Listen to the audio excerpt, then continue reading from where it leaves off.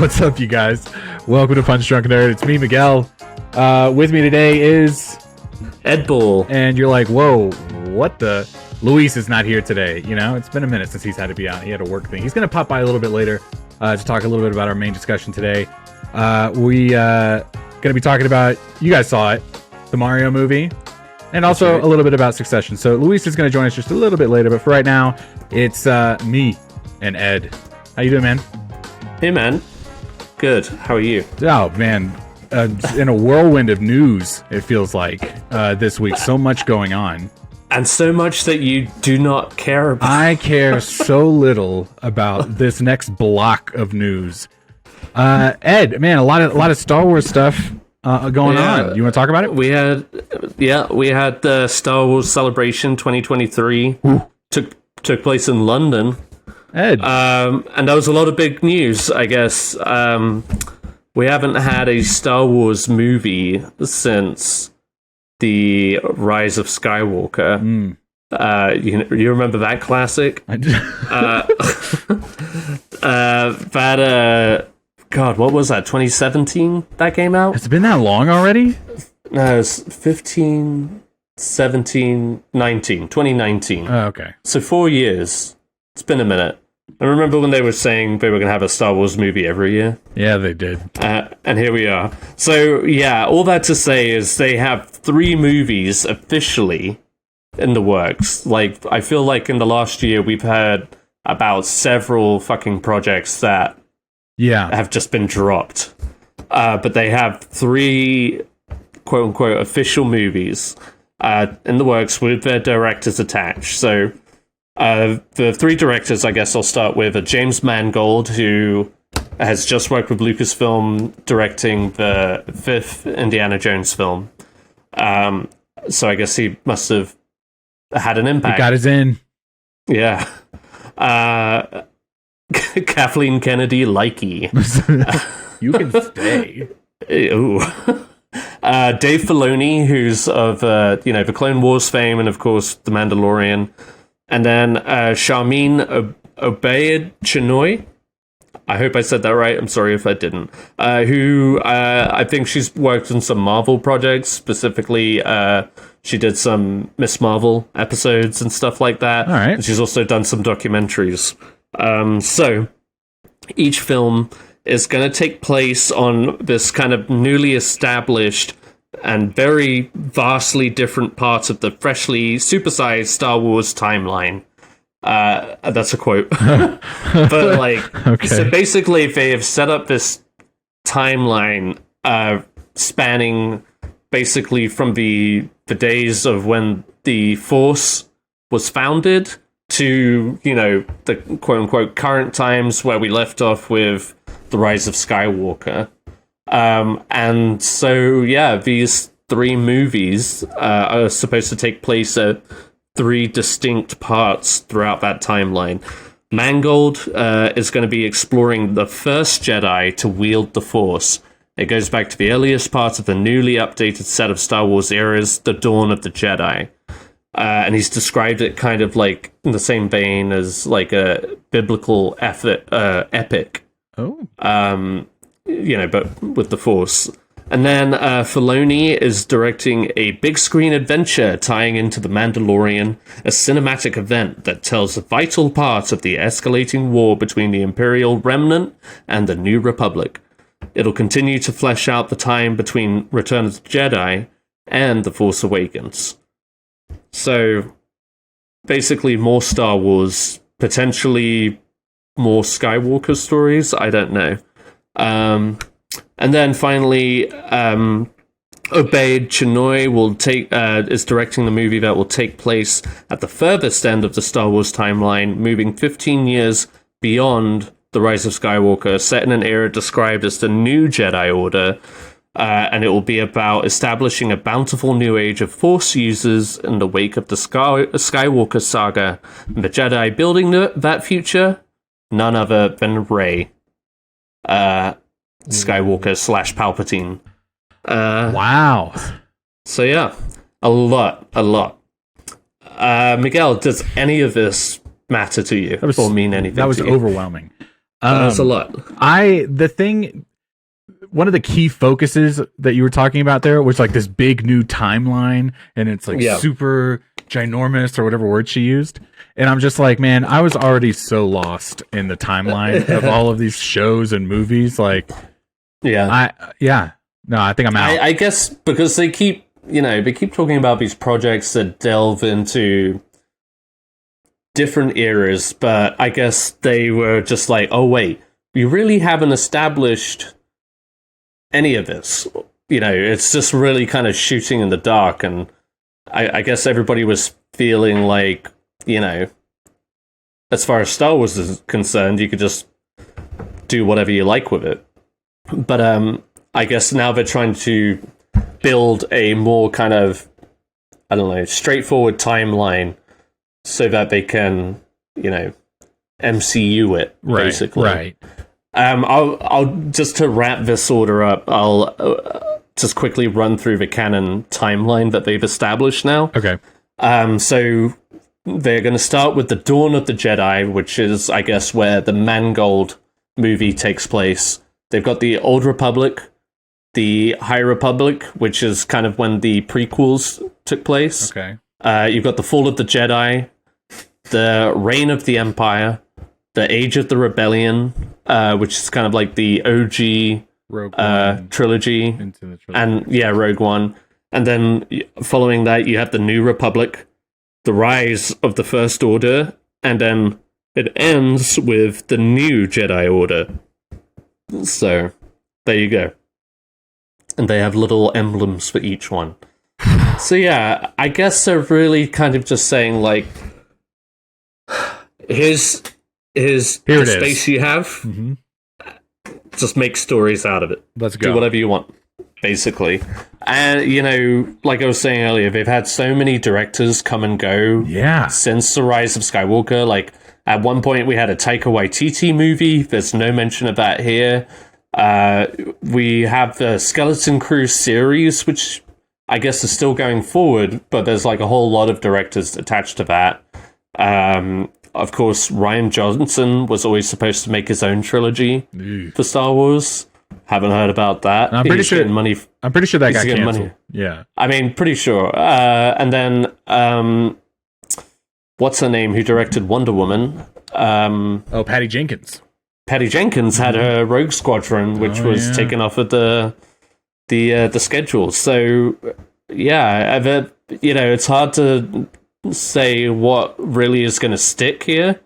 I saw a quote the other day where they were saying the Dave Filoni one isn't even supposed to get started until like 2026. Oh, good luck, brother. The way that things have been going, I would just be like, all right, we'll see. Yeah, I'll put some other. Right? I'll pencil in a couple other things just in case. Yeah, like Daisy Ridley. Like, just make sure you got other work going, girl. Just like, I feel like all of those actors from the sequel series have kind of said their piece about that trilogy. So now it's weird that one or two might be coming back. Yeah. And does that mean we're going to see John Boyega, who was also pretty Force sensitive? He was pretty anti the whole process. Star Wars though, by right? the end of it, yeah. And I mean, rightfully so. I think he got screwed in the whole thing. So yeah, we'll see. We'll see.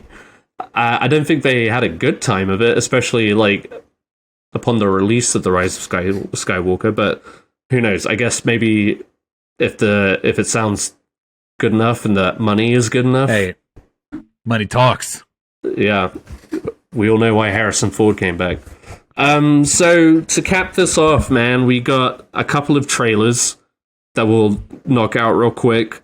I only watched like one episode of this, but the trailer for Visions, Star Wars Visions, Volume 2 came out, introducing a whole slew of new animation studios, including Cartoon Saloon that did Wolfwalkers and other such movies. And then Aardman from the UK that did Wallace and Gromit. They are doing their own Star Wars short.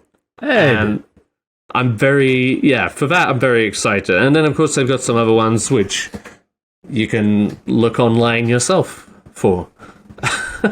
But anyway, did you catch that trailer, Miguel, by any chance? No, I didn't. I actually didn't see it until just right this second. No worries. One of the first shots of this trailer, I feel like is very similar animation to Spider-Man Into the Spider-Verse and Puss in Boots: Word. The Last Wish. Okay. And it looked really cool. So it could be some very exciting little stories there. You know, speaking of, just real quick, I did try showing my son like one of the Star Wars cartoons on Disney Plus. I can't remember what it is. They're creating some show. We were watching a trailer for it or something. I don't remember. Anyway, I was asking him like, "Hey, are you kind of into this?" You know what I mean? They're like flinging lightsabers and shit. And he was like, "No." And I was like, "Yeah, my boy. Damn it. That's what I'm talking about." It. Hey, he likes Lego though. He likes Lego. That's okay. That's okay. I'll take that. That's a win. The Force, not with him. That's okay. But carrying on with Star Wars, the highly anticipated Ahsoka, which I'm realizing I spelt incorrectly on the notes. Got it. I was about to say it too. Ashoka. Ashoka.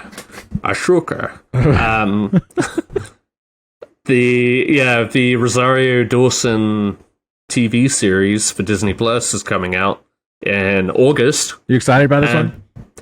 You know, I'm curious. Like, Ahsoka became like one of my Star Wars favorite characters through the Clone Wars, because that series kind of follows her on her arc, and where her character ends up is very interesting. So, like, I'm excited to see her in the live action, but also, like, I'm worried about any more Star Wars shows, basically. Like, I feel like Andor definitely has taken the lead as far as these shows are concerned. I feel like the Mandalorian Season 3 is not as great as everybody had hoped. Or, you know, I feel like it's already put up on a pedestal, that show. And Obi-Wan was just kind of mid, right? We all agree. No cap, on God, for real. Just mid. But yeah, so I don't know. Like, I hope it is good. I don't know a whole lot about this, like, Admiral Thrawn character. He's back. But he's back in live action. So, I don't know. Miguel, I was hoping you might have, like, a little more insight to this next one, but I don't know, maybe not. The Star Wars Jedi Survivor. Oh, yeah. Oh, man, I'm sure Luis would like the video game. Yeah. I think Luis, me and him have been talking about it back and forth. We played the first one. Let me not talk for Luis because I don't know how to do that. Yeah, I played the first one. It was a lot of fun. I think it was a really polished game for the most part. And as someone who, like, I'm not into Star Wars, but it was like a fun game. The mechanics were pretty decent, and it's like, okay, I got to play around in a Star Wars world without getting like too bogged down by the the Star Wars everything. You know what I mean? Yeah. It was also like, oh, this character is like, I don't know him, he's new, right? But anyway. I feel like it's the one kind of constant positive that I hear you call back on as far as Star Wars is concerned. Yeah, it was fun. I played it a couple times. I'll probably play it again here right before the second one comes out. So Jedi Survivor is coming out, and they just released another trailer for it. I think the last one looks pretty straightforward. Just looks basically the same polished game, just maybe a couple updates. The action looks a little cooler, excuse me. And I mean, the trailer kind of opens like basically every Star Wars trailer opens. You're like, yep. It's just like the darkness took over, and somewhere there was hope, But I was. I mean, I don't have much to go on, but obviously this was kind of like something that people were excited for, so I figured we'd mention it. And that comes out April 28th. Yep, looking forward to it. Can't wait. You know what else you can't wait for, Miguel? Oh, man. This next movie, talking of Charlie Day in a little bit. That's right. He has directed and written his own movie, Fool's Paradise. Yeah. What'd you think of the trailer? Man, can I be honest? I'm kind of looking forward to this. There it is. I kind of forgot it was happening. But the trailer was quirky enough, and the cast is fucking stacked. To where I'm just like, this could actually be kind of like a low-key, really fun movie. Or it could just, like, all the funny bits are in the trailer, and it just completely just sucks. I don't know. But I do like Charlie Day, and I think, you know, I don't know. I like, you draw this bigger crowd, and I'm going to list off some of the people here.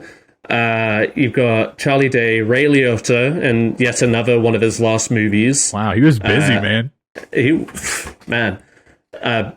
This is what did it. You know, he just had a busy schedule. Kate Beckinsale, Wow. John Malkovich, Jason Sudeikis, Adrian Brody, Gillian Bell, Ken Jeong, Edie Falco, Glenn Howerton, Dean Norris of Breaking Bad, Jimmy Simpson, let's see, I mean, a bunch of, like, It's Always Sunny alumni here. But yeah, I mean, it's about, basically, it's a satirical comedy, and it follows a guy who gets pulled into the movie business, and he doesn't talk. And Jason Bateman's in it too. Sorry, I'm trying to look for a synopsis, and I just can't fucking find one. A fool for love becomes an accidental celebrity, only to lose it all. Interesting. So yeah, that's it. Trailer's online, if you want to seek it out. But I thought it looked fun. What about you? Do you think? Yeah, it's definitely a vibe. You know, they're doing that whole like Charlie Chaplin thing. Definitely. It's like, oh, okay, and it just seems so right. You know what I mean? Like for Charlie Day, it just seems like, this does seem like it. I don't know, maybe something up his alley. Something he would write. Yeah, basically. And I still think those guys are funny. You know what I mean? So get out there, go make this movie. It's Always Sunny is still going strong. I mean, yeah, why not? Good for him. I mean, that is pretty wild that his first directing and writing credit for a movie, right? Or whatever, and he's getting this huge ass cast. Like, that's pretty impressive. It's pretty good, right? I mean, something had to be there for these people to be like, yeah, I'll do that. Right? Yeah. Well, yeah. I don't know. It's got to be like fucking comedy gold. Let's hope. I mean, I think Charlie Day and his character in It's Always Sunny is like one of the funnier characters, so we'll see. That comes out May 12th, so watch out for that one. Miguel, this is a big one that you might actually be interested in, or maybe really not. I don't know. Yeah, no, I was surprised by this. So Marvel just dropped the Marvels trailer. So it's Captain Marvel 2. With a couple of the characters from shows that you have to have watched on Disney Plus. Man, I had a great time watching that trailer. I was really surprised because I thought the first one I was just kind of like not engaged with. I was like, oh, okay. But Captain Marvel, yeah, and I was like, oh, okay, this actually looks really fun. What did you think? Yeah, no, I agree. Did you see the Miss Marvel? No, that was the only one I saw. I was like, okay, I've definitely seen Captain Marvel in all those movies, and then I definitely saw WandaVision. But no, I didn't see Miss Marvel. I just never got around to it. But she was super funny and like kind of like wholesome. I thought, I don't know. Man, if you do give that show a chance, she really makes you just love her. Like, she's, like you said, wholesome and very funny throughout. In the trailer, you get to see her family a little bit. Her family in the show is awesome as well. Miss Marvel is definitely like one of my preferred shows of the Marvel shows so far. Damn, that's like one I just haven't watched. Yeah, I thought it was good. I think Luis liked it. I'm pretty sure he did. But yeah, no, the trailer was fun, and we're definitely seeing obviously a lot more Nick Fury now. And I guess the setup is that these three characters, Captain Marvel, Miss Marvel, and Monica Rambeau, is that her name? Yeah, what's her name? I mean, she's got to be something Marvel, right? Like Star Marvel or something like that, you know? They got to give her something other than just her name. Yeah, right. They're like, Monica, come over here. Monica, me, Miss Marvel, and Captain. Yeah, but the fact that they can, I guess, just from impact or using whatever power, they can switch places wherever they are in the universe, which just is a setup for comedy gold, as we all know. When I was telling Kristen about it, I kept wanting to say Freaky Friday, like a body switching situation, but it's not quite that. You know what I mean? Well, it's like switching. Yeah, I know what you mean. There's like this transition happening. It's like the whole person, they're just like switching like that. Yeah, they're like quantum unwillingly. leaping. Yeah, but yeah, exactly. So it could be fun. I'm here for it. I thought the trailer was fun. Okay, I'm sorry. I'm wrapping up this thought real quick about Monica Rambeau. I'm looking it up, and everything just calls her Monica Rambeau. So please correct me if I'm wrong, but I think that's what they call her. And I think also maybe she goes by Captain Marvel sometimes. Like maybe she's the next Captain Marvel. Some iterations, maybe. Yeah, that's what I'm just doing a quick Google here. But anyway, I know there was like some speculation when she first showed up that she was going to be Storm or something. But I don't think that's where that's going, right? No, I don't think so. I'm not getting that. No, I mean, I don't know. No, because Monica Rambeau, she's her own character. Character, right? Yeah, you can't. I don't think you could just merge like that. It seems kind of. I mean, Marvel has done things. Yeah. I guess I don't know. I don't know. We'll see. But that movie comes out November 10th, and that the HBO Max. Our good buddy Max. Which we're still waiting on that first paycheck. They just dropped the first trailer for True Detective Season 4. Yeah. Probably the last season. Night Country, right? I think so, yeah. Yeah. I don't know. I'm really winging it right now. With Jodie Foster. So the True Detective series, what a turbulent franchise. The first season took the world by storm with Matthew McConaughey and Woody Harrelson. And then there was a second one that kind of underwhelmed for everybody. And then the third season kind of, was just solid. I don't think it like blew the whole franchise out of the water or anything. But they are back with this fourth season that takes place in Alaska. With Jodie Foster heading it off. And it all happens at night. It's like this eternal night. The sun never rises in Alaska. In Alaska, yeah. Carcosa. Now I'm getting nightmares again. Man, I loved that first season so much. Oh, man. Big fan. Watch it maybe once a year. It's so good. Right? It's just one of those just perfect seasons. Like if they had never made another season, it would have been fine. It would have been perfect. Yeah, absolutely. But I think every time a new season comes out, I think back to how much I loved that first season, and I want to kind of catch that high again. So I've got a lot of like optimism. You know what I mean? Every time a new season comes out, I'm like, oh yeah, all right. Yeah, and it always pulls big people, like big stars. And the second season had like Colin Farrell, Rachel McAdams, and Vince Vaughn, yeah.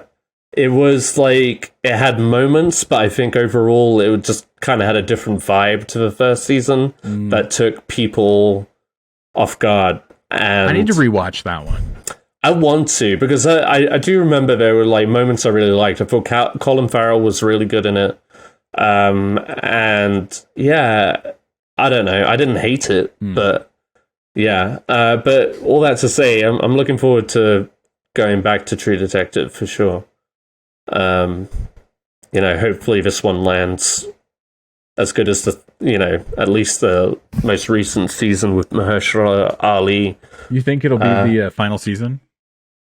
I don't know, because I thought the third one for sure was going to be the last one, but you never know. They came back. Yeah, I guess really it will just come down to the reception of this one. If people are just like, it's fine. I don't think they'll make another one. They'll be like, okay, we gotta stop. They're just like, we'll leave it. It's not a good ratio at this point. You know what I mean? But yeah. So that one. Speaking of Colin Farrell, talking to Colin Farrell, yeah, and Alaska. Go on. What? I don't know if penguins live in Alaska, but Colin Farrell played the penguin. Yeah. Hit us up on Punch Drunk Nerd. Let us know. What do penguins live in Alaska? Yes, no. It's cold, right? They're birds. They fly there. Oh man, David Attenborough, if you're listening, just give us a call. Let us know. Yeah, give us a call. Let us know. So yeah, on a news-filled week, they dropped a featurette. Not necessarily a trailer, but a featurette, right? Kind of just declaring that the Penguin series from Matt Reeves's The Batman, the spin-off series following the Penguin, is in development. It's happening. It's in production, and they dropped this little featurette that had some, footage, some behind-the-scenes footage, and yeah, really just kind of giving us a taste of what we're going to be looking at with the Penguin kind of taking over as a kingpin of Gotham. Kingpin? So yeah, Miguel, you get to watch this one? Yeah, I mean, I probably will. This, What do you feel about this series? Because I also have a follow-up question to put to you directly. Okay, uh-oh. So my interest in this show, the Penguin show, is what you're asking? Yeah. I mean, he was a pretty good character in the movie. I mean, he was definitely one of my favorite parts. I think it's a bold step to do a TV show kind of so soon, but let's see. You know what I mean? Yeah. You feeling the vibe? Yeah, I liked what I saw, and I liked Colin Farrell.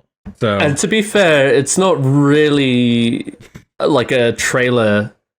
Yeah, it's just whatsoever. It really is just kind of like you could have easily just shown deleted scenes from the Batman. 100%, right? Like it is kind of hard to. You're not really sure that it is something. Yeah, new. Exactly. Just more of like an announcement, and then seeing what kind of buzz it gets, maybe. Totally. And I can see them doing that, but yeah, why not promote it? But yeah, I'm kind of on the same fence. I'm a little hesitant that they would want to dive into a series. I know that's kind of like the impulse these days. Yeah, any franchise is worthy of a TV series. Yeah, or is in need of a TV series. So at the same time, though, I feel like maybe, hopefully, I guess, is that it's going to build into something that'll pay off brilliantly in the Batman 2, whilst also not kind of, I don't know. I don't like the push to have this kind of necessary viewing of a show in order to watch a movie. Yes, I find that off-putting. It's because it's like, now I got to do homework, and not just basically, right? And I got to watch. It's just like how are many you going to of these? know? Yeah, like, are you going to know what's going on by the time that movie comes out? Mm-hmm. Or is it going to, is it just kind of like fluff? Like Exactly. And are we really going to touch on it anymore after we do the big movies too? You know what I mean? Like, okay, never mind. I'm going to go down a rabbit hole. But yeah, I don't presumably, know. I mean, the Penguin is going to be a central character in the upcoming film, and they're going to build up to that. Yeah, I guess giving him so he feels some weight or whatever in the actual movie, maybe. Yeah, but I'm cautiously, we'll see. Optimistic. Yeah, we got to see more footage, basically. Let's go. Yeah. All right. As far as trailers go, that's it. Wow. It was a busy week for news, man. That was. And I'm sorry that we had to talk so much Star Wars, Miguel. No, I feel bad that Luis isn't here because he's so much more of a Star Wars fan, and that everyone listening is like, "Wow, man, Miguel just did not give anything to that conversation." Yeah, but no, anyway. So yeah. Oh, we actually got to wrap. We got to introduce our feature discussion. So that was the news. We're talking about a feature discussion, the Super Mario movie, with Luis joining here in just a second. So we'll cut right back.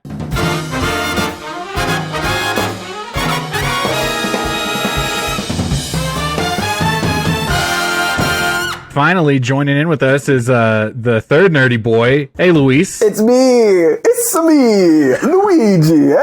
I'm in Atlanta. I'm a busy boy. I'm in Atlanta. I wasn't able to do the full podcast, but I said, you know what? I gotta be here for the Mario and hopefully a little Succession talk, just initial reactions. But let's not get too hasty, you know.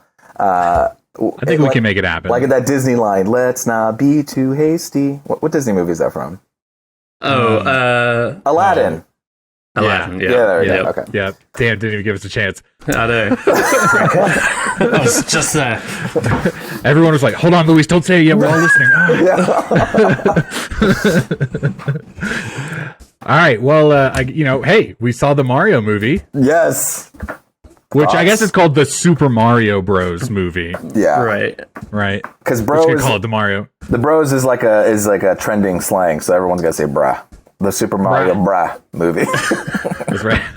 Isn't bra singular though? The Super like, Mario what's up, The Super Mario bras. Brass. Yeah. I guess like quick thoughts, like thumbs up, thumbs down. Thumbs up.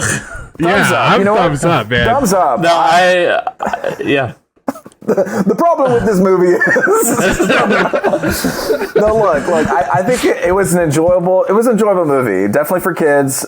Still had a good time. Chris Pratt was not as annoying as I thought it would be. So shame on me for slamming on him too hard. But I was looking for it. I was trying to nitpick it, and after a while, I just gave up. Went for the ride. Yeah. This felt like what is that band that like perfectly mixed songs together? What's it called? Crazy Girl? No, Girl Crazy. Anyway, it's like this movie was like the perfect way. When you blend a bunch of songs into one thing, this movie perfectly blended all these little Easter eggs, all these little characters, all these little nuances. Add a little Donkey Kong, add a little Rainbow Bridge, add a little bit of Shy Guy, add a little Luigi Mansion, add a little this, add a little that. Like everyone has to be a puzzler when they're working with these IPs now. And maybe there wasn't as much, emotional arc to this thing, but it was a fun ride. The animation looked amazing. I felt like the textures were really good. You can't dog on the animation. It looked fucking awesome. And Jack Black killed it. I mean, he was the MVP for me. Luis, didn't you Girl have Talk. some beef? That was the band I was thinking of. Girl Talk. That's the band. It's like the Girl Talk movie, perfectly blending songs together. Okay. Luis, didn't you have complaints about the animation? Like when we first saw, I don't know, maybe like the poster or the images or something. Weren't you complaining about this? Oh, right. Okay. No. I was complaining about the modeling character of Mario's face. Yeah. And his butt was too small. That's right. Yeah. Flat ass. Yeah. You got a flat ass. All right. No, it was fine after a while. It's like, you just kind of forget and then you just go for the ride for it. But animation-wise, texture is beautiful. What do you guys think? I've been talking too much. So much texture in the animation. Like you can see like the felt fuzzies of their hat and the mushrooms, the brim and the mushrooms, and Bowser's scales and all of that. Yeah, No, I thought the animation was pretty top notch, honestly. Yeah.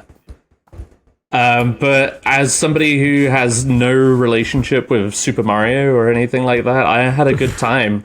I just felt like, I understood some references, and I felt like, okay, this is really just gonna jump from reference to reference. There's like very little story, and like you said, Luis, there's like no character arc. But with that said, everybody was just having a good time. If anything, I feel like they could have leaned more into the fun Like I would take a like Super Mario meets Mad Max Fury Road movie any day. If it looks like that. I thought like the Rainbow Road or whatever. Yeah. That was a fun scene, and I felt like they could have just had more fun with that, I guess. But overall, I thought like the action was fun. The like you guys were saying, Chris Pratt. I mean, it didn't really bother me. I see what they were going for.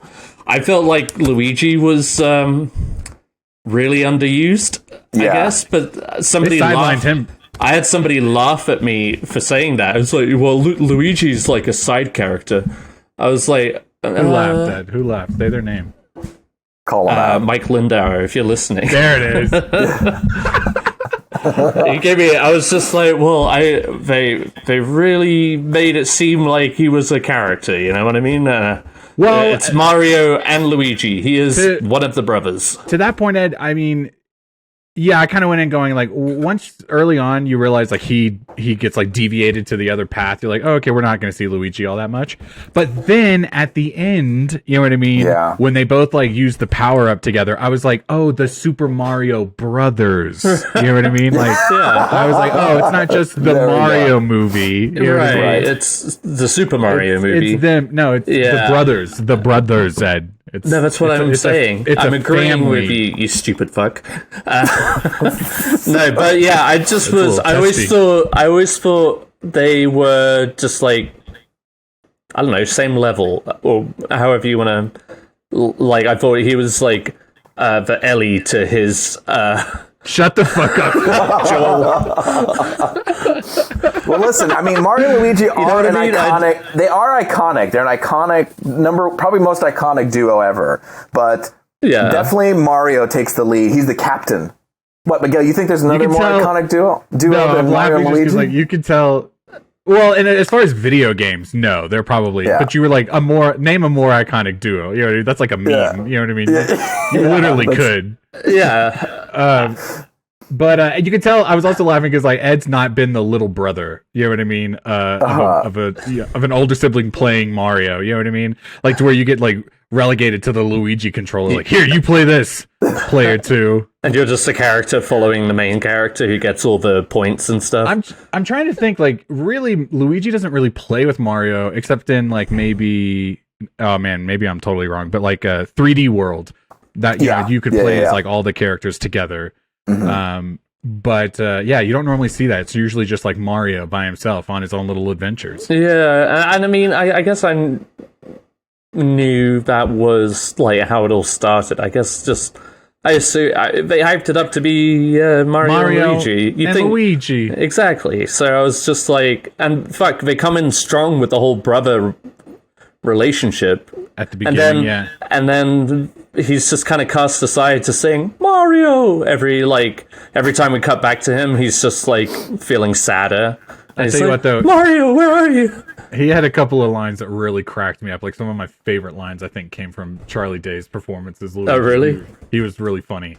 Like when Bowser's got him by the mustache and he's asking him like, does this Mario like impress princesses on your world? And he says something effective like, yeah, if they have good taste. You know what I mean? Like, he's like a champion for his brother. Relentlessly a champion, yeah. Yeah, he's like, I love my brother Mario. I was like, tears in my eyes laughing so hard when he said that. But no, Ed, I was going to ask earlier, you and me, you know, we saw it with our kids. You know what I mean? How do you feel like that changed your viewing experience? Was it a positive and negative? No, positive for sure. And there were some other kids in the audience too. I thought I could tell Lily was enjoying it. She was very invested in it. So she didn't know much about me. I don't know. I felt like Sarah was giggling, laughing more at the movie than either of us. But no, which isn't to say we weren't having a good time. Lily gets just deadly quiet and focused whenever she's watching something. So unless it's like a matter of like candy or popcorn, it's like, hey, that's my popcorn, like really loudly. But no, I think she enjoyed it, and we were talking today about like some of her favorite bits and stuff, and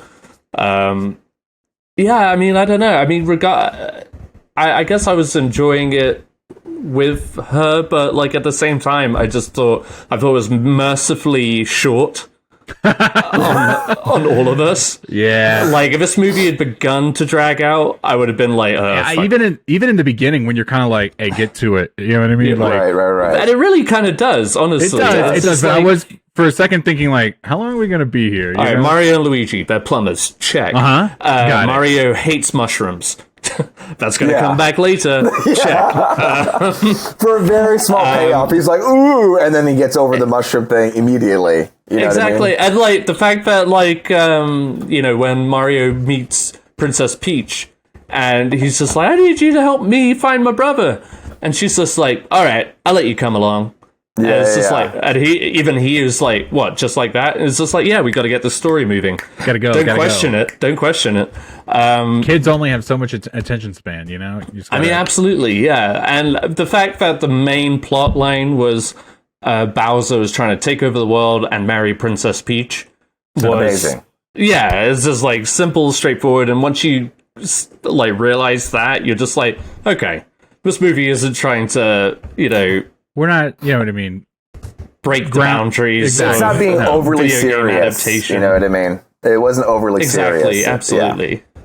Yeah, no, And it knew what it wanted to do, and it knew what it wanted to, or needed to do to familiarize with gamers, of all ages, really. I don't think Lily had a fucking clue what was going on with, like, just like those game aspects to it. Oh, right. With like the box with the question mark on it and shit like that. It's just these things. So, I don't know. Maybe, at least like Forrest Miguel is more familiar with Mario, so I'm sure he got a huge kick out of it. We had a great time. So first off, I've been telling everyone this because I have never seen this before, but Alamo Draft House, when I bought the tickets, they had like 100 million showings of Mario, and they had one that was specifically labeled like kid friendly showing. And so I bought tickets to that one, and it ended up being all families with kids basically, and the theater was packed. I mean, it was full. And it was just kind of awesome, man. Like the kids are laughing at it. Like, the jokes are hitting, and not in like an obnoxious way. Like if you go see like something dumb like Angry Birds movie and the kids are just like laughing just to laugh, That's a movie that like drug on. Yeah. Like, yeah. And so it was nice to kind of be in that environment and like really understand the core audience, Yeah. But we had a great time. The boy, he sat pretty still most of the part, and he would get excited here and there whenever they would go do something, go to some level we've been to before. Yeah. Me and Kristen, same with Sarah. You know what I mean? We were just cracking up, man. Like we thought it was hilarious. We were the only ones, man. At one point, Seth Rogen plays Donkey Kong. And at one point, like when Mario gets real tiny, he gets right in his face, and he does that dumb Seth Rogen laugh. I mean, could not breathe. Me and Kristen were laughing so hard. Like, and it's so dumb because it's like, how many times have you heard Seth Rogen do that laugh? Who cares? But watching Donkey Kong do it, I was like, this is hysterical. It literally just like whoever pictured that shot is a genius. They're just I'm just gonna plant a big fucking Donkey Kong on the screen, right there, like real tight close up, and we're gonna have the Seth Rogen laugh. And that was the money shot, That's the It was. My son actually did have a couple of complaints. Actually, maybe only one. Oh, interesting. We've watched the Mario trailer so many times leading up to this movie since they released it last year. And at the end of whatever that trailer is, when he's like, "Come on, Mario," and he's like, "Mushroom Kingdom, here we go." He didn't say that in the movie. And in that moment, Forrest was like, he didn't say it. And I was like, and I was like, that's kind of what they do in trailers sometimes. Don't worry, Forrest. I felt the same way too when it happened. My body, like it knew the momentum and the music of it didn't happen. That was like the first time they released his voice, so it's surprising that. Also, when he was about to fight Donkey Kong, he's like pumping himself up, and then in the trailer, I feel like he was like, all right, let's go. And he doesn't say that in the movie, right? I mean, he says it at a later time. Yeah. But, yeah. They were mixing and matching. They were fooling and ghouling. The fooling and ghouling. But I was saying it in my head, like Forrest. I had a bunch of kids at my screening as well. We went pretty early, so a lot of families came and they saw it. And I had two little kids next to me. We were best buds. We were laughing at the same jokes, turning each other. How can you believe that? Looking at each other, laughing. It was a good time. There was some line. It was like the Seth Rogen laugh. I definitely laughed out loud. They looked at me. They were like, "Why are you laughing so hard?" It's like, oh, you just have to be there. And so you just don't get it. You don't get it. So, but yeah, no, the kids had a good time too in our audience. It was nice to feed off of that. And Sarah really liked that little star, the Luma star. The Luma. Oh, yeah. Lily thought that was hilarious too. She's like, too. She's like, that's my spirit animal. The end that credits. dark. Yeah. Yes. Yeah. I did like that they kept going back to that, and the Penguin King was being tormented by just that thing spouting off. Yeah. And one of my big laughing moments was when Bowser's trying to marry Peach, and they show all the guys about to be sacrificed. He's like, "Oh yeah, I got these to sacrifice for you for a wedding." I died with that. That was that got me really good. I thought Jack Black was like the low-key MVP. I loved it as Bowser. Everyone has said Bowser was Jack Black was like the star of that movie. And I was like, whatever. It was a couple of days leading up to it, but that song Peaches? Like, oh yeah. So, and I was just like, oh god, they're gonna really fucking psych this up. And I mean, it was funny at the end of it, but I was just like, I guess surprised how not annoyed I was by all of that. It was fun. Me and Sarah just love like, watching. they were just like, oh shit, I gotta drop it and just really hype it up. So, it's already spoiled for the movie, I guess. Right. Like the joke of it, but. I love Jack Black. We love Tenacious D and the Pick of Destiny, and it's just like his voice in that song is just pure of Jack Black like isms. 100%. The way he sings it, the way they model Bowser and the way he moves his lips, like that's so Jack Black, and he's the one who has the most fun. I feel like out of anybody, I love it. Was perfectly cast. I mean, It was just like such a smart move all around, from him accepting the role to them even offering it to him and making that shit happen. You know what I mean? Like he just immediately was Bowser forever, for eternity. Like you are. That was the one thing that people were just like okay with when they announced the casting of this movie. Yes, that makes sense. Let's see. So anything, what do you guys not like about the movie? I just wish it could have... Ed, let's start with you. Some people, a lot of people were comparing this because I think it was like the same guys, or maybe not the same guys, but there was a lot of comparisons to like the Lego movie. Oh yeah, didn't one of them produce this? Yeah, something like that. So I just feel like they could have just like had more fun with it. It was so just like straight down the line, literally kind of jumping from action sequence to action sequence, which was fine. Like I said, I was here for the action. The action was a lot of fun. Like literally when they arrive in Donkey Kong Land, or whatever you want to call that, Skull Island, the journey to get to Donkey Kong is literally just like a aha singing take me on or take on me. Mm-hmm. That was so odd, transition. wasn't it? It was so odd, like, but I enjoyed the fuck out of it. And I was like, where did this come from? What's happening? I think that was just like a perfect... That was the fun you wanted to see more of? Well, maybe, but also that also kind of sums up just this movie. It's just like action scenes and then just kind of like half-ass exposition. I definitely walked away from it going, what's the next one? Like, obviously there's going to be a sequel. I mean, it made like Yoshi. They made like $300 million its opening weekend. They teased Yoshi. And I was looking back and going, okay, that makes sense. Like the first one had to just be simple and audience pleasing You know what I mean? And the next one would have a little bit more depth to it. Hopefully, Obviously, this nugget of, oh, we don't know where Princess Peach comes from, and maybe she comes from somewhere else other than Earth. You know what I mean? Yeah. And so it's like, okay, we're going to see more of her backstory in the second movie, you know? And then I assume like all these other bad guys like Wario and Waluigi, I mean, you keep seeing their names all over the internet, then maybe they'll show Right. Pedro Pascal to play as Wario, Willem Dafoe to play as Waluigi. Who else? That's it. James Corden could be somebody. Just kidding. You know what though? I bet James Corden would be all right in a Mario movie. Like, I bet you could find something for him to do. But it would just literally be like, "It's me, James Corden," and then he would have the entire cast onto his show, or whatever. He doesn't do that show anymore. Thank Christ, am I right? Oh yeah. Let's thank the good Lord for that. Anyway, sorry, went down there.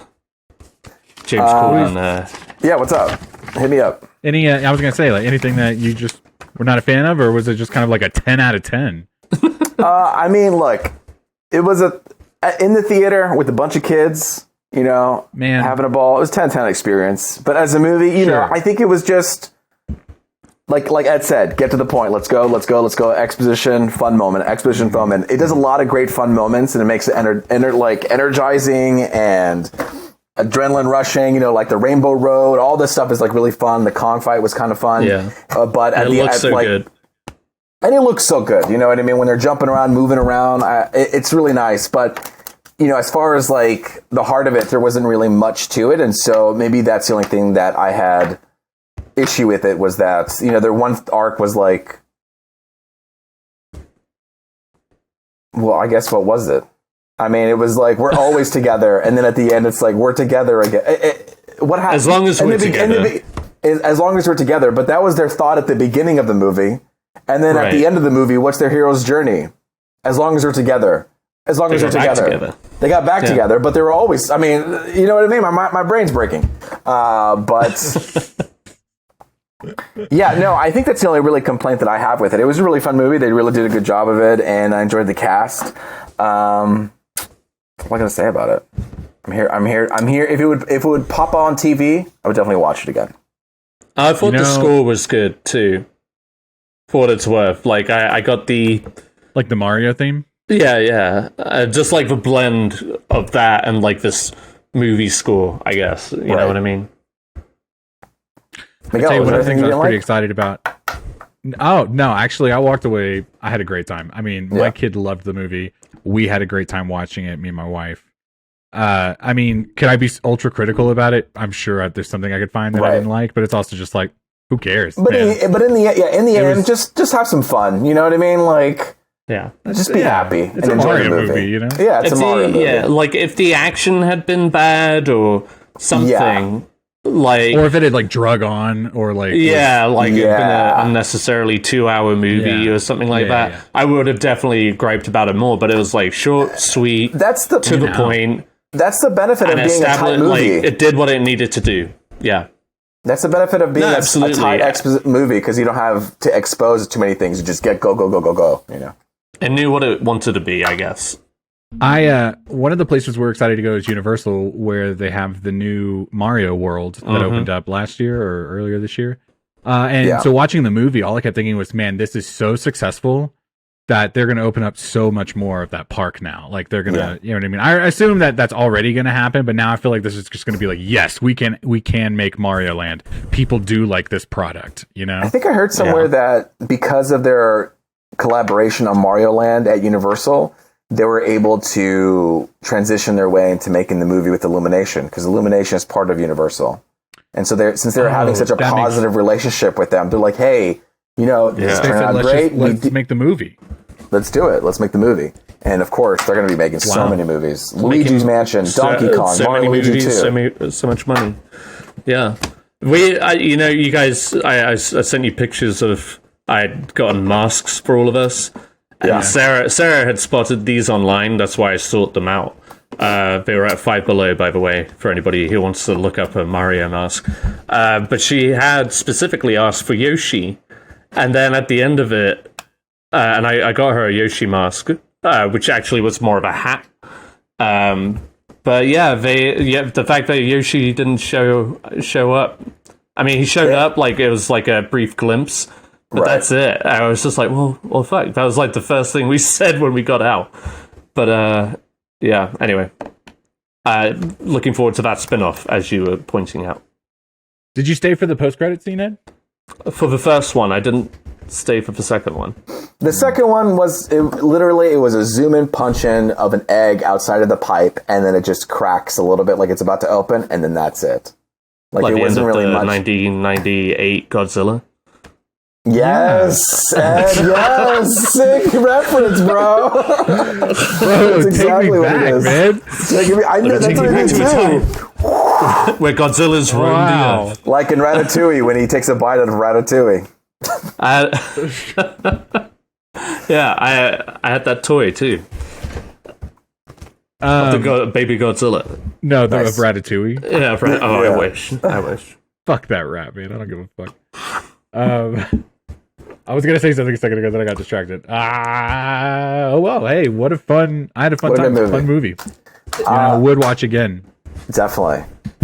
My time is short, gentlemen. So, but I did before I leave. I did want to talk about Succession real quick. Succession season 4, episode 3, Connor's wedding. Yes, and can I just start off by talking about my experience here, because I was a busy boy.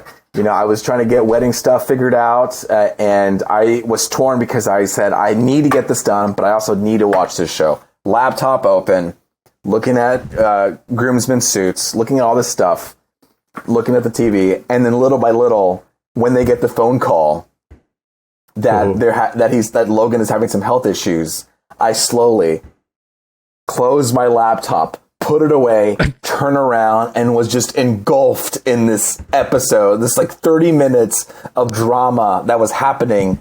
And the way that they portrayed death in this thing was just elite, exquisite. It does such a good job because that's exactly what happened. There is no huge death scene, you know, it's just, you get a call from somebody and you don't know any information, like what's going on, give me perspective. And the way that they didn't want to announce that it happened, that they're saying, well, they're continuing doing chest compressions. They're doing continued chest compressions. It's not looking good.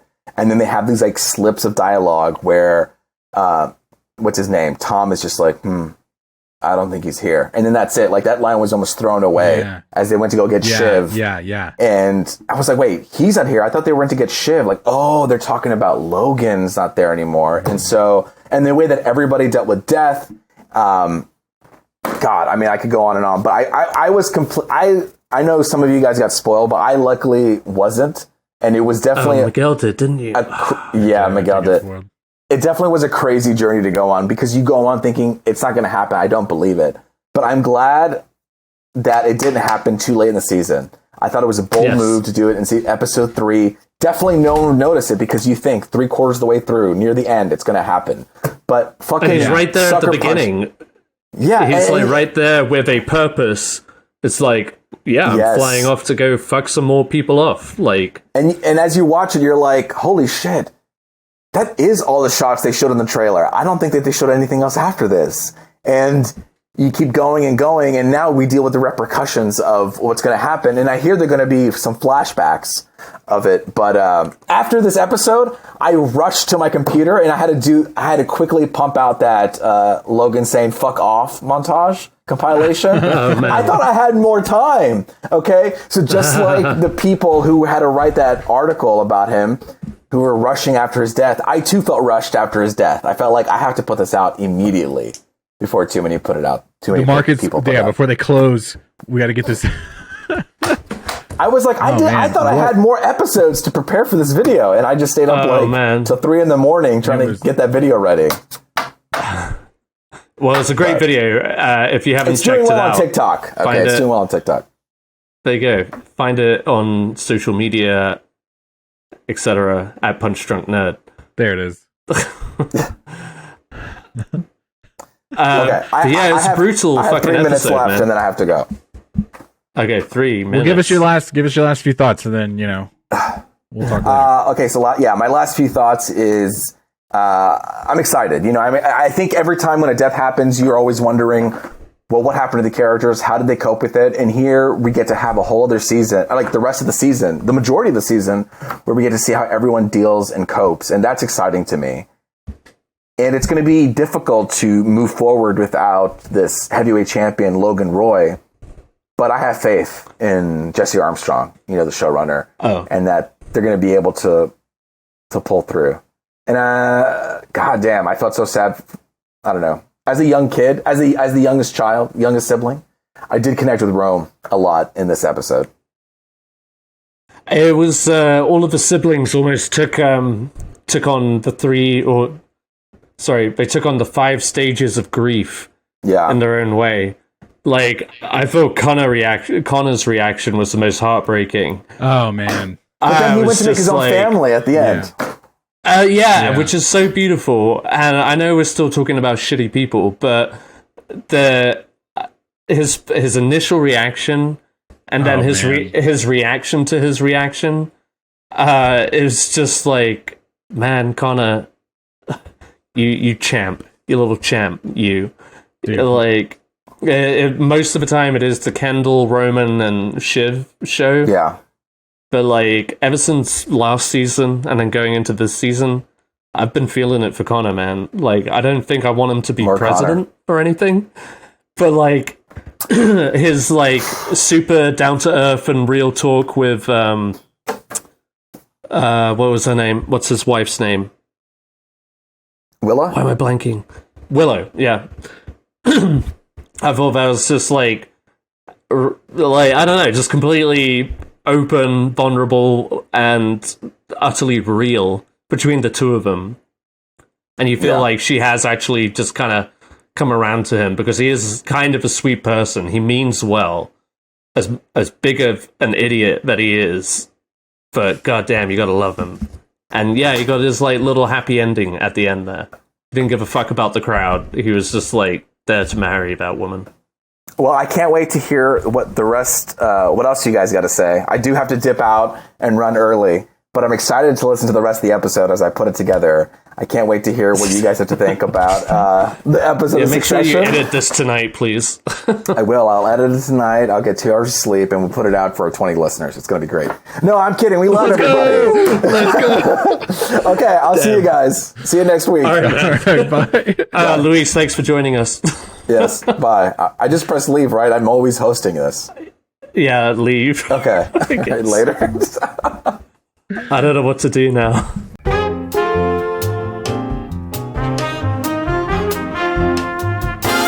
Welcome back to this choppy ass episode.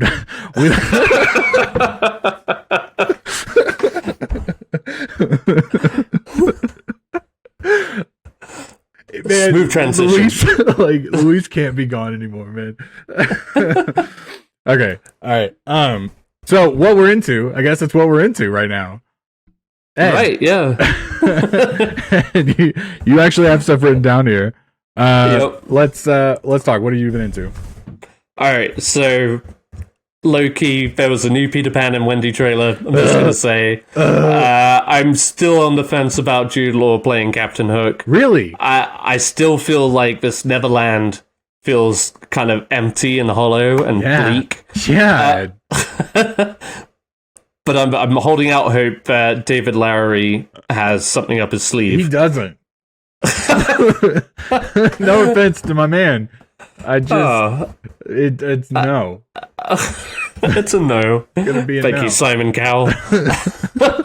That's gonna be a no for me, dog. I just you know my thoughts. Like I'm just so. I know. I'm so That's why I put over it. That's why I put it in the what we're into, because I knew you would not be into that trailer. I would not. I would not. But yeah, that just kind of sprung up over the weekend, and I was just like, okay, I see more of the vision going on here, but I'm still, like I said, before I saw any of the trailers, this movie was on my most anticipated list.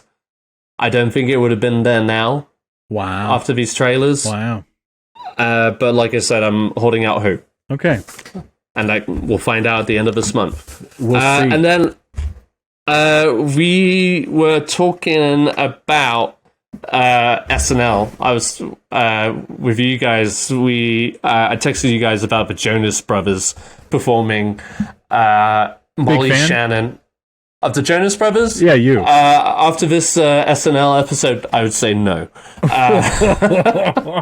Not that they gave a bad performance, but I got not your vibe. I got the right. It's not my vibe, and I realize how ugly they look while they sing. Obviously, they are like very attractive young men, and they've all got very attractive wives. But like, so they're set for life, basically. But like, when they I realized when they sing, it looks like they're throat singing. So they're just like barely opening their mouths, and it's kind of douchey. I just felt a little repulsed. Do it again. What do they look like? Like unattractive way of eating corn on the cob. Jonas. It was Brothers. Images. And they had two songs. The first song, Sarah turned to me and asked me, like, are they saying Waffle House? Because you really can't discern what they're singing. And then the second song was even more, like, you couldn't understand what they were saying. So, you know, whatever. They're popular, good for them, they make money. Anyway, that's not why I wanted to bring up SNL. I wanted to point out, you're familiar with James Austin Johnson? Yeah. He's been doing the role of Trump lately since Alec Baldwin is currently not working. Or he just might be cheaper or whatever. But man, James Austin Johnson, this last episode, they started off with, like, it was the Easter episode, and they started off with kind of like a Jesus bit and the Last Supper. And then it's interrupted by James Austin Johnson's Donald Trump. And man, I just think his performance as Trump, just in general, is fucking genius. Dude, it is die every time. On. It's so spot on.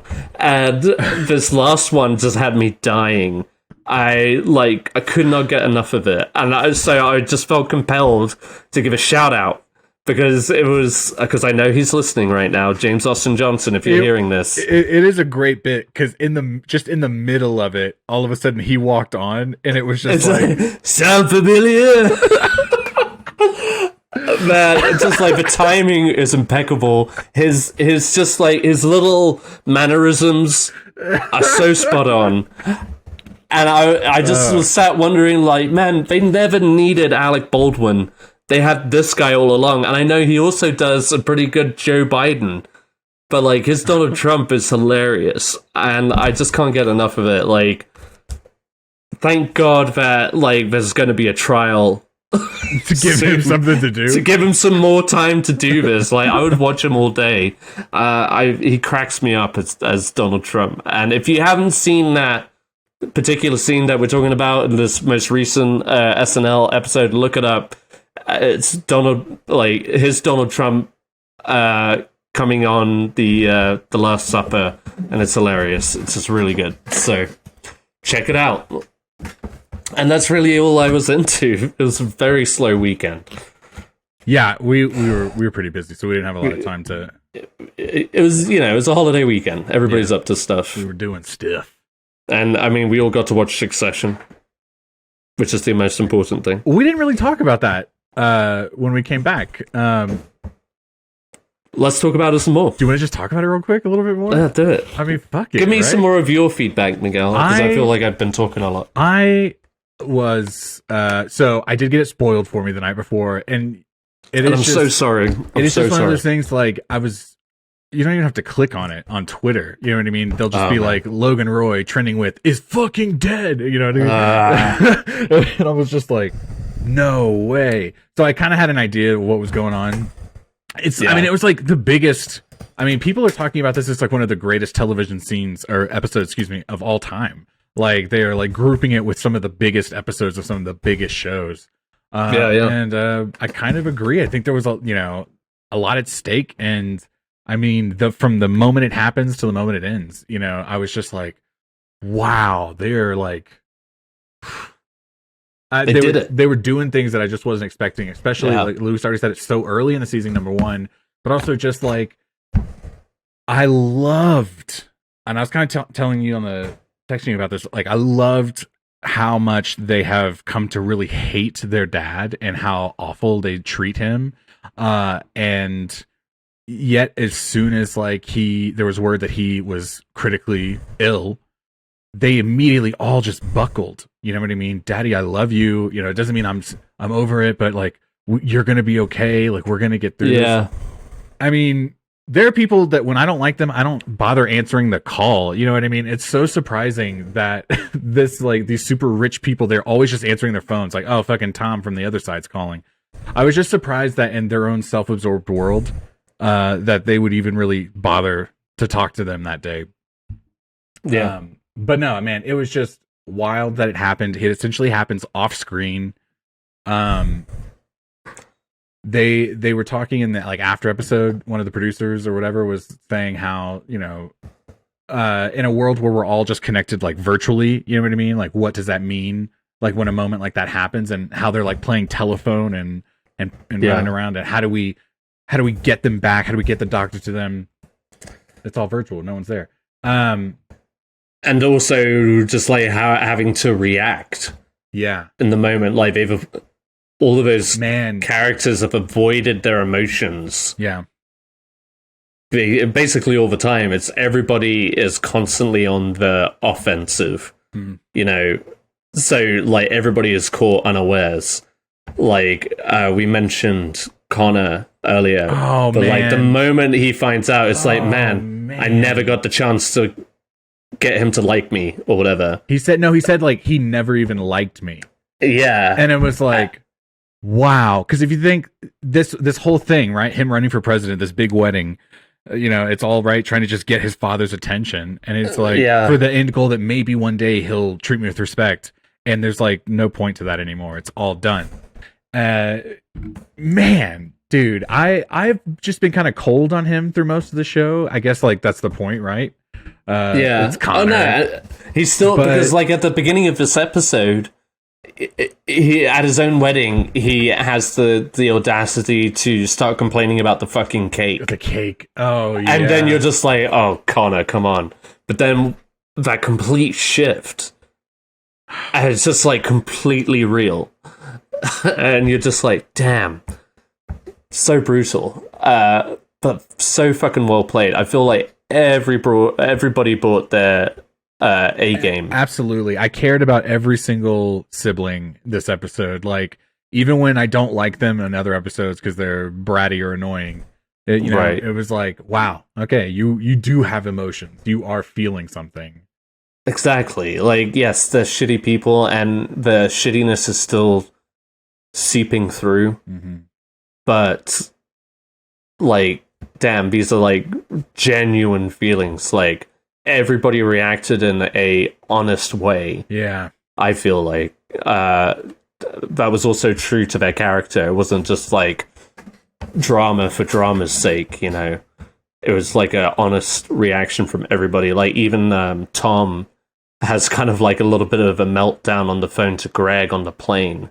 Getting kind of weird with it. You get Carrie. Is it Carrie or Carrie?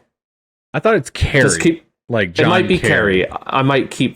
I've been fucking this up. I keep saying Carrie. Wait, say them both. It is Carrie. Carrie and Carrie. You're really hitting that. It is Carrie.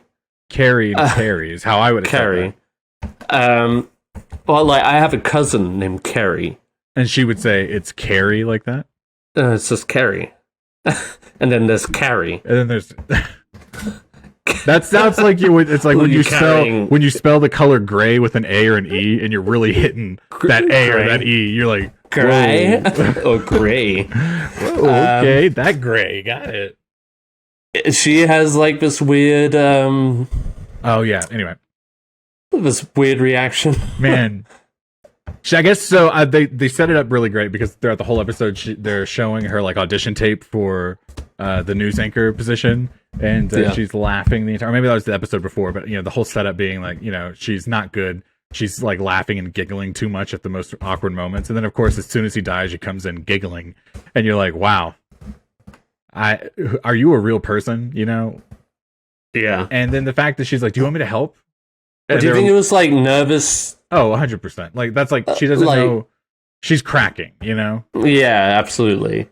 That would be like the most upsetting result to all of this, is if she came in and was just like, well, actually, he signed everything to me. Whilst I was sucking his dick. But yeah, they'll shut that shit down real fast. Oh yeah. Which makes just everything so much more tantalizing, doesn't it? You're just like, okay, now we're gonna see this whole sibling rivalry. Ooh, it's gonna just like really kick back blow up up again. You know what I mean? Yeah. I thought they were setting up for like, oh, okay, you can kind of see which way they're going. Logan is gonna backstab him. Roman's coming over to his side. It's gonna cause a divide that way. It's all gonna crumble. It'll all come, and then boom. No, it's not gonna be that. And it's like, wow, okay, now I'm like super invested, more so than I already was. Right. I don't know. I just loved how in like the weeks ahead trailer, everyone at some point is like, well, no, it's going to be me. And you're like, yes, dude. Yeah. Succeed. And they're going to all end up, well off in the end. It's not like somebody at the end of the series is going to be homeless. Right. You know what I mean? That's how they treat it. And then at the end, it's like, oh, wait. Anyway, I'm going to go get on my gold helicopter. Oh shit, guys, we're gonna have to share a helicopter because we're not billionaires. Oh no. That's the thing with Succession. You always have to kind of like check yourself for feeling too much sympathy for these characters. Man, I rewatched the episode today, and one thing I pointed out in my notes was that the character Frank? Yes. The bald guy? Yeah. There's a moment where, when he's on the phone? Yes. So, like, up until this point, Tom was the one who was communicating with them about what was going on the plane and stuff. And Kendall, being Kendall, tried to call him so he could be like, oh, well, let me talk to the pilot and tell him what to do. And there's this very brief, like, blink and you'll miss it moment. Yes. But he's like, hey, I want to talk to the pilot. And he like slams the wall. Frank does. The wall to the cabin. Just like out of frustration. And then just very calmly is like, son, the pilot is flying the plane right now. Wow. You cannot talk to him. You didn't catch that? No, I thought you were talking about that moment of him saying that line, because I thought his response in that moment was just like so human. I didn't see him punch the wall though. Yeah, go back and watch it, because there's that moment when Kendall repeats the question. He's like, no, I want to talk to him. And he slams the wall with his hand. I missed it. And then instantly catches his composure again. And he's just like, son, the pilot is flying the plane right now. He cannot talk to you. And then like, he's like, yeah, I don't want to bullshit you, Kendall, which is also another brilliant moment. Those two moments back to back, I was like, okay, I knew I liked Frank. You know what I mean? Yeah. So shout out to Peter Friedman. Both those lines were so good. When he calls him son, because it's like, in this moment, there's no money, there's no titles, there's no nothing. I'm just speaking to you man to man. Right. And he's also just like, forget your privilege for a second. Exactly. Like, kind of, there's nothing that you can say to the pilot that's going to change the situation. Fix this moment right now. Right. Absolutely. And it's like, sometimes you just have to be honest, regardless of whatever's going to happen afterwards. Because, like, there's a point where Shiv asks Tom, is like, are you just being nice to me? Is he actually just dead? Oh, and there's when they kept asking that too. I know they all three are just like a chorus of them, multiple times asking, and it's just like, fuck, is he dead? Like, Yeah, and again, that like dickishness comes through. It's just like that entitlement. You're just like, well, give us answers, get me the best doctor, kind of thing. man, when Kendall gets his secretary or whatever, assistant on the phone, and he's like, I want the world's best heart doctor, and I want, my dad's doctor, and he wants someone else conferenced in. He's like, and I want that done in the next 2 minutes. I was like, how? Right. Like, and what will it do? What? But how is that even physically possible for this person to hang up the phone and 2 minutes later be like, I've conferenced you in with the world's best heart doctor. He wasn't in surgery. I could get him right now. Right. Just like I got them to drop everything. I stopped the whole world. It's like, man, what an ask. Yeah, absolutely. But again, that's just the world they live in. These kids. Yeah, it's just such an interesting episode to see. I don't know, the status quo drop up and down so much from all the characters, including Logan, who's like on top of the world, ready to fire everybody at the beginning of the episode, only to end up dead. You got Roman, who had to fire we haven't talked about him yet. Yeah. Had to fire Jerry, and then I don't know how you read this scene at the very end when he's trying to tell her he's sad. Oh man, I was just like, are you just like begging for a blowjob from Jerry right now? I mean, think there's a couple different ways that you could read it, and you're right, because there is that like, oh, I'm sad. I'm really sad. I think that in any other situation, like later they referenced, they thought initially when they realized there was bad news, the siblings all thought, oh, it's mom died. You know what I mean? Yeah. I just thought this was like the one time that he was genuinely emotional. Like almost like, no, I don't want you in this moment like that. I want you in this moment like I almost thought he wanted her to give him a hug. You know what I mean? Sure. Because he does have like mummy issues. Obviously, that's where that whole relationship stems from. I feel like. Yeah. But yeah, they've also were kind of each other's confidants. Yes. For a good chunk of the show. Even though obviously there's like more fucked up things going on, there was also just like Roman kind of like respected Jerry, even though he would never admit it, because that's just who Roman is. But I see what you mean. Yeah, maybe that's just my filthy mind going to that, but it also just felt like mildly sleazy that he was kind of just trying to, I don't know, take advantage of this vulnerable moment. I don't know. And I just watched it again today. That's why I was just feeling or maybe picking up on a lot more or too much. And maybe there was like subtext to it all. Like, I mean, cause that's what I'm saying. It is very plausible because I mean, he did have that relationship with her. Yeah, and their story is not done yet, obviously, from the like coming up soon in succession. Like shit's gonna go down between them. Ooh-wee.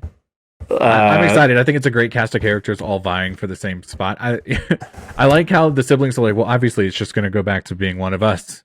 But then like this episode, or all of Logan's team, now they're going to start being like, well, no, it should be me. And you're like, yeah, man, a lot of Jerry, who got fired essentially at the beginning of the episode. Oh yeah, is going to try and sweep that under the rug. Yeah, she is, because as far as everybody else is concerned, that never happened. That's true. So I don't know. Good for her, man. I like her a lot. I do like low-key love Jerry, and even though Roman pisses me off, like I do enjoy that relationship between those guys. So not the creepy part of it, but just like the there's like a mutual respect at the the time. I feel like yes, they see each other for who they exactly are. Like I think that's why like Roman also has like a genuine reaction after he tells her that she's going to be fired. He's just like, Dad, are you just being a cunt? Like, are you just using me again? Which I feel like Logan definitely is. 100%. Like that was just pure villainy to get him to do that to Jerry, because as she mentions, he's been sending pictures of his genitalia to her, which I feel also is going to come back. Exactly what he was doing. Oh, absolutely. Oh, you're so right. She'll use that to take down Roman. Kendall, or at least keep him at bay on a leash. Yeah. I think Kendall's going to get fucked. I think he's not going to get it. I think he's going to go to jail. Ooh, okay. And Shiv is who I would like it to be, but also she's shitty, you know? I like Shiv. Yeah. But she's also, you know, shitty. Yeah. I could see her and Tom staying together, her winning, and my him being sister texted me the same thing. She doesn't think they're going to go through with their divorce. No. She'll keep him around. He's valuable. Unless Tom is pulling his own shitty move in the background. Ooh. Like, there's a point in this episode where they were saying, like, somebody already leaked the news on the ground that Logan was dead. And I feel like maybe that's what Tom was calling Greg about, maybe. Or maybe at least that Greg possibly leaked it. Interesting. I gotta rewatch this, man. I was gonna do it. First off, you should definitely, because of that one scene with Frank. Because that bit really, I was just like, what a choice. You know what I mean? Like, and it's just like such a small moment that could mean absolutely nothing, but it absolutely meant everything in that moment. So yeah, I don't know. Maybe Tom, because Tom has that kind of weird private reaction, and he's the one navigating the whole sequence of events. He's Littlefinger. Oh, interesting. All right. I don't know. I'm into it. I think it's, you know, it seems like we're about to have a really explosive second half of this season, you know. I can't wait. I'm hooked. I'm sad that it's almost over, but 4 also seems like a good number. We're only on episode 3, right? Yeah. Oh, you're talking about the seasons as a whole. Yeah. Okay, sorry. I was like, we still got like a lot of episodes to go on this season. Explosive, though, is my takeaway. It's going to be lots going on. Oh, man. Going to be slash and burn from here on out, I feel like. People's feelings are going to get hurt. A lot of tears. Yeah. We still haven't seen Alexander Skarsgård yet. Oh, he's going to come in and fuck it up somehow. Oh, I didn't even think about that. Him and the Pierce people, they're going to be like, hello. Where's my mans? Wow. Yeah. 10 out of 10. Loved it. Would watch again. Can't wait. Shout out to Darian, who insisted that we talk about this episode too. But also, how could we not? At the end of the day, like, it's a top tier drama right now. I mean, what else are people watching? Did you watch it on Sunday night? Monday. So, Last of Us Tuesday show. You know what I mean? Succession is a little bit higher in my... I gotta get a little closer to Sunday. If I can't get it and Sunday, thank God, though, getting it Monday. Like, usually Monday it is Tuesday, but like, I had you're getting that feeling that something big had happened. Yeah. And I didn't have it spoiled, but I would have had I not watched it Monday. Because did I tell you that my sister texted me on my drive home, and all she said was like, Logan's dead? Yeah. And I was like, Ashley, you are so fucking lucky. I watched this earlier. Fucking spoilers. Like, I feel like we've been respectful, like, in our other, like, group chats, just like, hey, are you all caught up in Succession? Great. Let's talk about it. Yeah.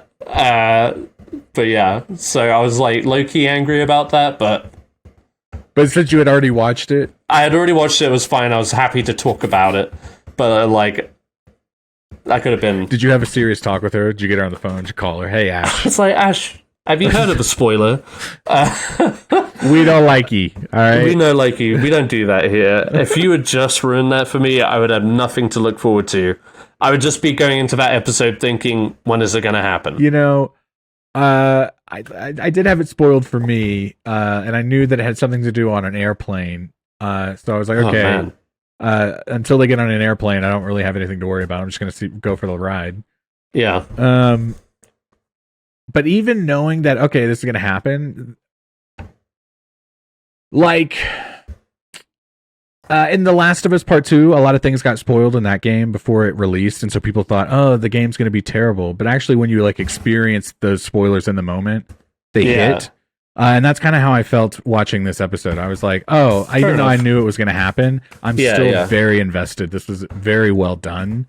I was on the edge of my seat. And when they kept saying, like, is he dead? Is he dead? I mean, then I was asking myself, like, is he really dead? Like, and first time watching it, that's honestly what I was feeling. I was just like, what's the catch? What's going on? Yeah. Like, is he gonna be resuscitated? Are we gonna like at the end he's gonna like Jon Snow? Yeah. Oh my god.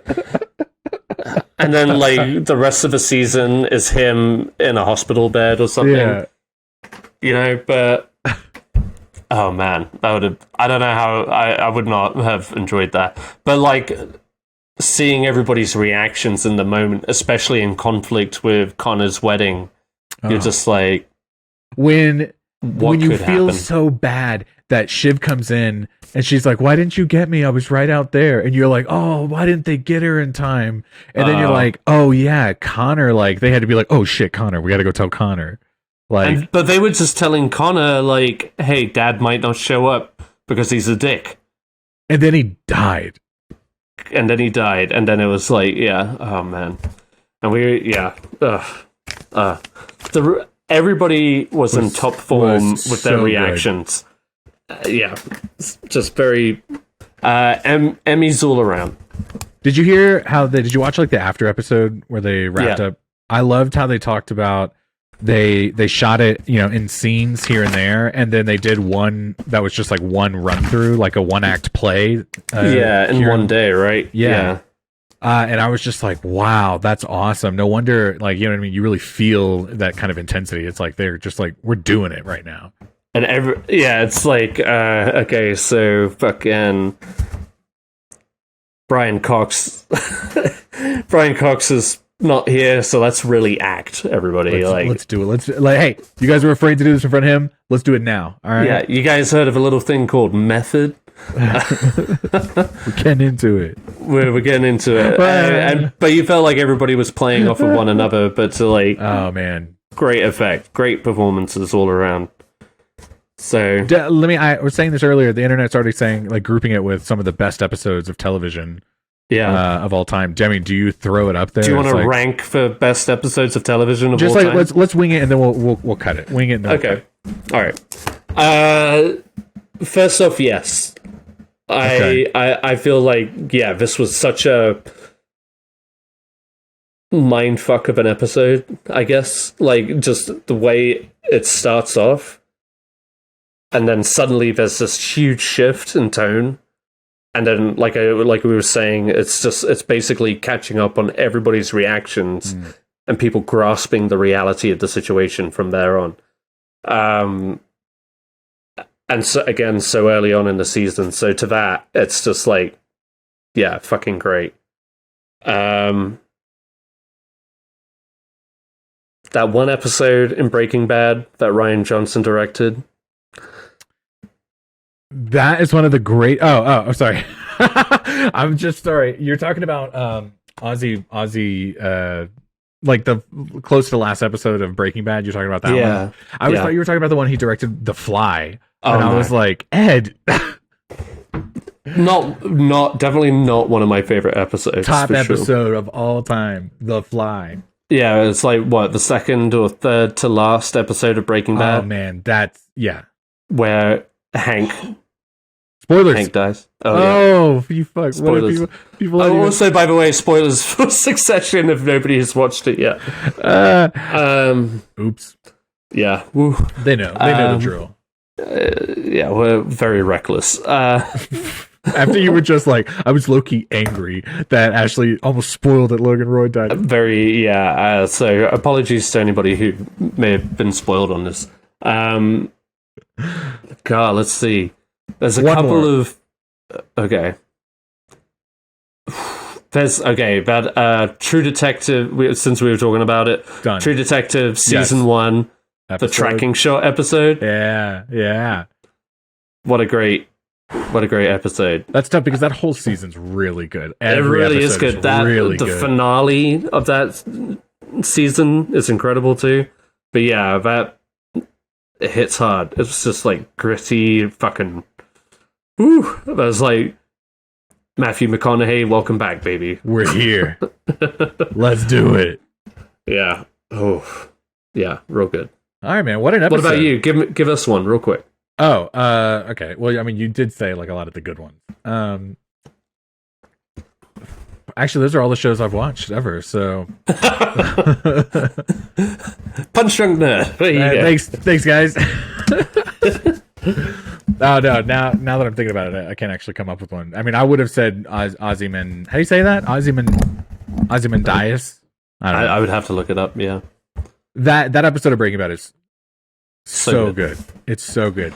I mean, earlier that if we're just talking Breaking Bad, I could tell you a bunch of scenes that I love in that one. The one where Hank closes the garage door. Oh man, I loved that scene. Really, also, okay, I'm not gonna go down this. But when Hank also finds out, that is also like super fucking. That was like, oh shit, here we go. Like the episode immediately following that. I was thinking about that one where he finally defeats Gus. Yes. Ugh. That's a tough one because again, that's a But this great is also show. this is also why I think Breaking Bad is like the best show of all time. It just did it all. So many great moments, throughout. We'll be here all night talking about it. Yeah, absolutely. Luis, listen, thanks for coming, For abandoning for us. popping by, Yeah. and thank you all for listening. You know what to do. Go to the socials. If you listening, even if you thought this episode sucked, give us a 5-star review, please. It helps us out so bad. Please. Thank you. Love you. Check us out on YouTube if you want to just watch what we do on screen. We have a great time. We just we look at ourselves a lot. Not Ed. Ed covers his face. Not today. Oh, you handsome son of a bitch. I know why. All right. Anyway, Punch Drunk Nerd, Miguel. Ed. Signing out.